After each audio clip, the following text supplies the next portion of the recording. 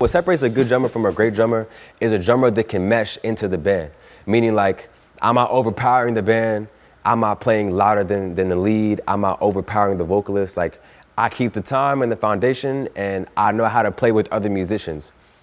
Sometimes that's more important than reading, even though reading is still very important, because I've been on gigs where like, oh, here's the sheet music, and I'm, okay, I'm looking at it, but because I have knowledge and experience and education in drumming, I can read it. So I do believe reading is just as important as just having a good ear and playing with your fellow musicians and having a big library. What also separates drummers from great drummers is experience. So me, I'm young, I'm 22 years old. So the other drummers that I know, I might go to an open jam session and they call out an old school jazz track that I've never heard before. But because they have more experience, like okay, boom, My Funny Valentine, they know what to play.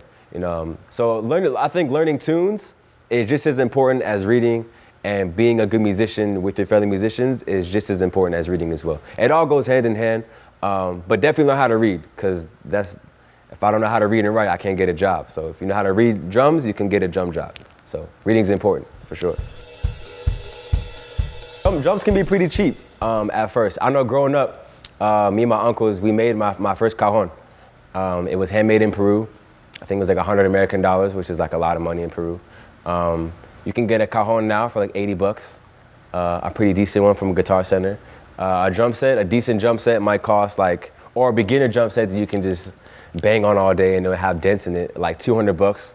But a solid drum set to start, including the hardware and cymbals, is probably like at least $1,000 if you want to have something decent to play on. Or you can make your own drums. Like growing up, I would have like trash cans and sticks. And I would have all these contraptions and metal parts and trash can lids just to create sound. Because anything's percussive. Anything can be a percussion instrument. Clapping your hands is percussion. Throwing rocks, using sticks, stomping your feet. Anything that's like not a string or horn-based instrument is considered percussion, or considered being a drum if you bang on it. So you can be pretty creative. So to save money, I would say buy your own wood and make your own drums. Just study how to make drums. It's probably cheaper.